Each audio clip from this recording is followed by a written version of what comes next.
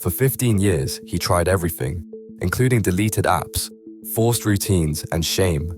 Nothing silenced his smartphone addiction, but when a Chinese philosophy teacher suggested a method older than Rome, he quit in 3 months, without all-out willpower battles. Science calls it ritual architecture.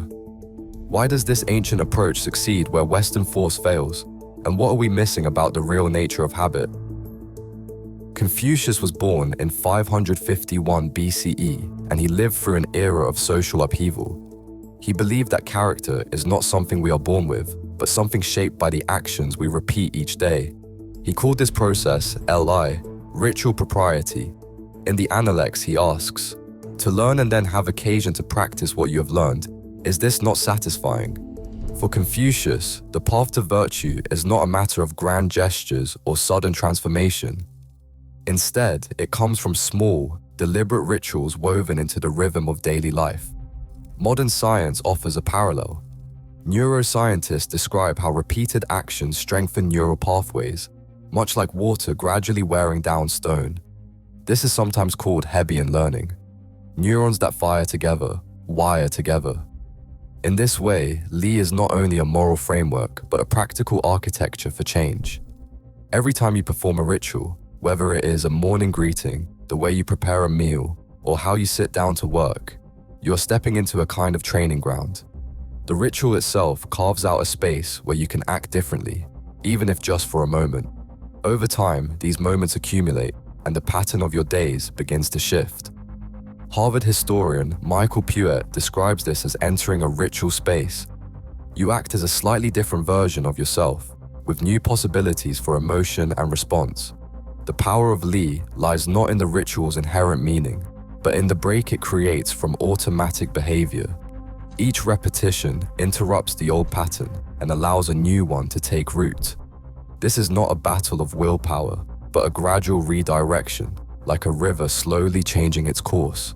In Confucian thought, the ordinary becomes the training ground for the extraordinary.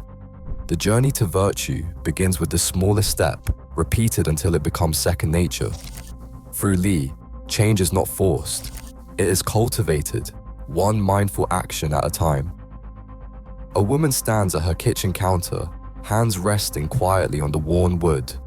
The clock reads 6:57 p.m. This is the hour when, for years, she would drift toward the pantry, mind already rehearsing the cycle of binge and regret. Tonight she does something different. She sets a small bowl on the counter. 5 minutes, she tells herself, not to cook a meal, but to create a pocket of intention before eating. She begins by rinsing a handful of rice, feeling the cool water run over her fingers. The sound is gentle, almost meditative. She notices the texture, the tiny grains swirling in her palm.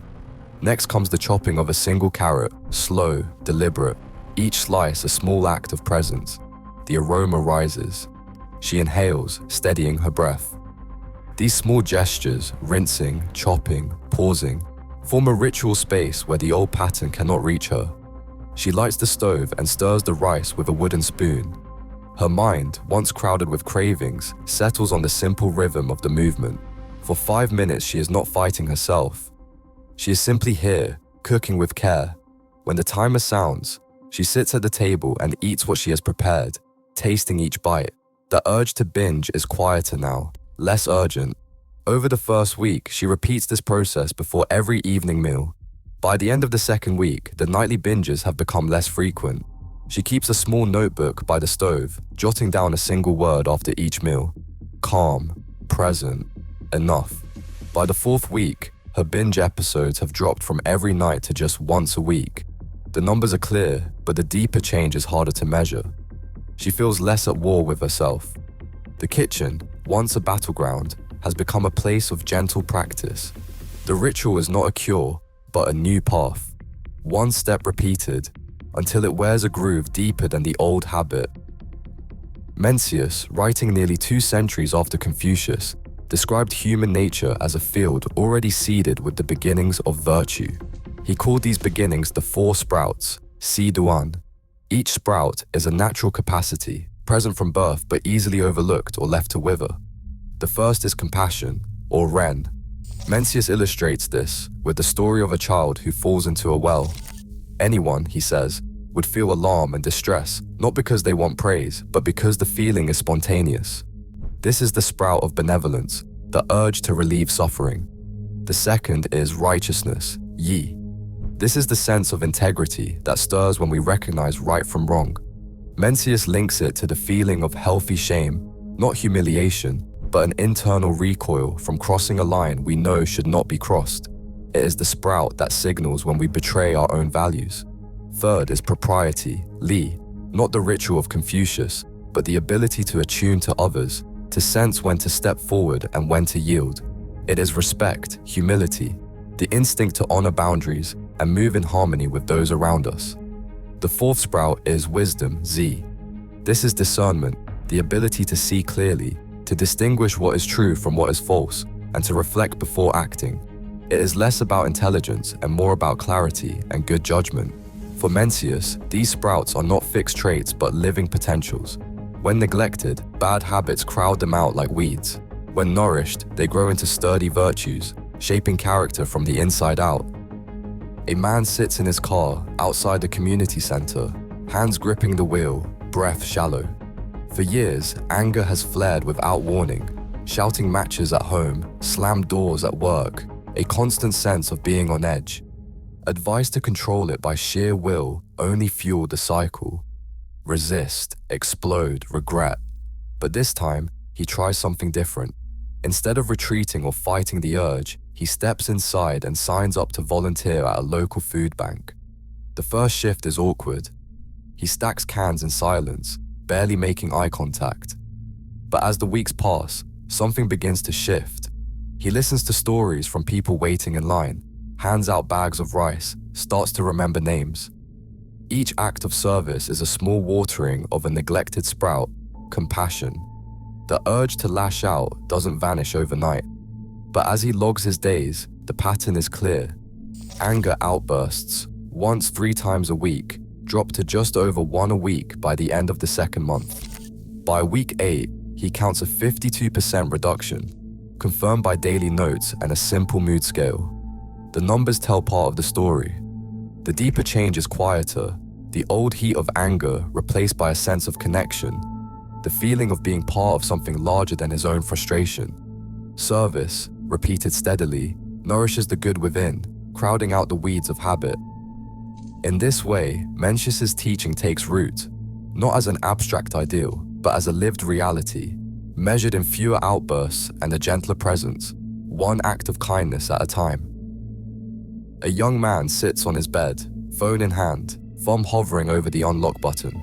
For years, this gesture has been automatic, an itch in the mind, scratched before he is even aware of moving. But tonight, he does something different. He opens a simple timer app and sets it for 10 minutes. The urge to check social media presses in, sharp and insistent. Instead of fighting it, he watches. He notices the tightness in his chest, the restless energy in his fingers. The seconds pass slowly at first, each one stretching out. But he stays with the feeling, not resisting, not indulging. This is the water method, drawn from the teachings of Lao Tzu. Like water flowing around a rock, he lets the craving rise, peak, and eventually begin to fade. Modern research backs this up. Studies show that most cravings reach their highest intensity in the first 5 to 10 minutes, then subside on their own if left alone. For him, the first few sessions feel endless. The urge spikes at the 3rd minute, then again at the 6th, but by the 9th minute it has softened. A wave that crests and falls without breaking him. He keeps a log on his nightstand, jotting down the number of times he reaches for his phone each day. At first, the numbers barely budge, but after a week of 10-minute waits, something shifts. The urge still comes, but it is less urgent, less commanding. By the end of 30 days, the data is clear. He is checking his phone half as often as before. The time spent in silent observation becomes a kind of training ground, not for willpower, but for patience. There are no heroic battles, no dramatic victories, just a quiet, steady practice. Watch, wait, let the urge pass. The water method is not about conquering cravings, but about moving with them. letting them flow past like a river around a stone. Over time, the habit loosens its grip, not through force, but through gentle persistence. A young man, once certain he was a gamer, decided to test what would happen if he let go of that label. For 30 days, he kept a simple record, not of hours played, but of the words he used about himself. Instead of saying, "I am a gamer," he tried, "This pattern is expressing through me." Each time he caught the old phrase rising, he paused, let it pass, and returned to the new language. It was awkward at first, almost artificial, but something subtle began to shift. The urge to play still came, but it felt less like a command and more like a passing weather front, noticeable but not defining. He started to notice small spaces opening up between the urge and the action, where before a single thought, "I am bored, I will game," would launch an hour lost to the screen. Now there was a space. He could sit with the feeling, watch it crest, and sometimes choose something else. He wrote in his journal, "Today the pattern wanted to play. I went for a walk instead." By the end of the month, the numbers told a quiet story. His gaming hours dropped by 40%. The old sense of compulsion faded, replaced by a kind of freedom he had not expected. Research in behavioral psychology supports this. When people shift from identity-based language to pattern-based language, their behaviors become less sticky, less anchored. The habit loosens its grip when it is no longer protected by the armor of self-concept. Zhuangzi's butterfly dream asks, "Are you a human dreaming you are a butterfly, or a butterfly dreaming you are human?" The boundaries between self and habit blur and soften. The mind, when emptied of labels, becomes a field open to change. This is the fasting of the mind, not starving oneself, but letting go of fixed stories. In that space, transformation can happen without struggle. The man is no longer fighting to quit gaming. He is simply watching a pattern dissolve, one day at a time. A day shaped by ancient wisdom does not begin with a grand declaration. It starts with the smallest act, repeated with intention. The Chinese tradition encourages breaking the day into 4 gentle segments, each just 5 minutes long, a practical template that makes cultivation real, not abstract. Morning brings a ritual of presence, a bow, a pause, a word of gratitude. This is the soil in which new habits can take root, echoing Confucius' faith in Li, ritual propriety, as the architecture for character. Midday is reserved for nourishing what Mencius called the moral sprouts. A brief reflection while washing hands or preparing lunch. Ask yourself which virtue feels starved today: compassion, integrity, respect, or clarity. One small action such as sending a kind message, choosing honesty in a conversation, or offering undivided attention waters that sprout. No need for perfection, only consistent nourishing. Afternoon offers the water method, drawn from Laozi. Set a timer for 5 minutes when an urge arises, whether to scroll, snack, or escape. Watch the craving rise and fall, neither feeding nor fighting it. The softest approach, like water flowing around stone, wears down even the hardest habit. Neuroscience supports this. Urges peak and fade if left alone, often within 10 minutes. Evening closes with a Zhuangzi-inspired practice.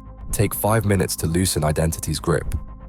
Instead of saying "I am my habit," write or say "This pattern is expressing through me." Let the day's stories pass through like clouds. In this regimen, change is not forced, it is invited, one segment at a time.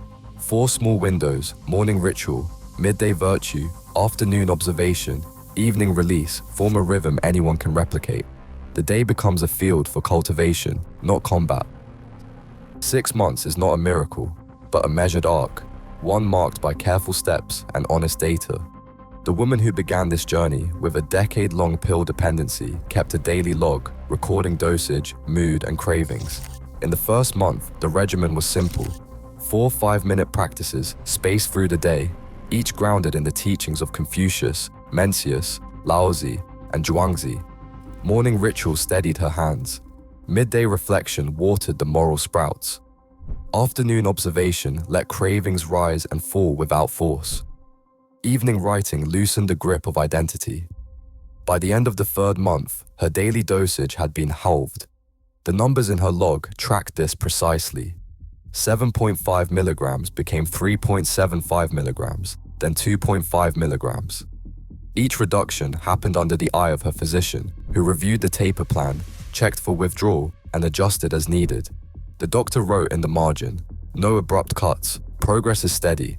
Mindful practice seems to support emotional stability, but this is not a replacement for clinical care." Cravings spiked and faded, tracked on a simple 1 to 10 scale. Some days the urge was a storm, on others it passed like a cloud. By the 6th month, the log showed 0 pills taken for 3 consecutive weeks. Sleep stabilized. Anxiety, once a constant companion, softened. The woman wrote, "Not fighting, just tending. The urge is quieter now." This arc is not a guarantee, nor a prescription. It is a record of synergy, ancient philosophy and modern medicine working side by side. The data is clear, dosage halved by the 3rd month, eliminated by the 6th month. The deeper story is in the daily tending, the refusal to force, and the willingness to trust slow cultivation. The journey remains her own, grounded in both ritual and science, with the caveat that for some, medical oversight is not optional but essential. Today, over 90% of adults struggle with unwanted habits, yet most change attempts still rely on force and self-blame. Ancient Chinese wisdom reminds us that lasting transformation does not come from battling ourselves, but from creating harmony within. In a culture obsessed with control, the gentlest path may be the most radical. Sometimes, becoming whole means letting go of the fight. What would you choose to cultivate instead?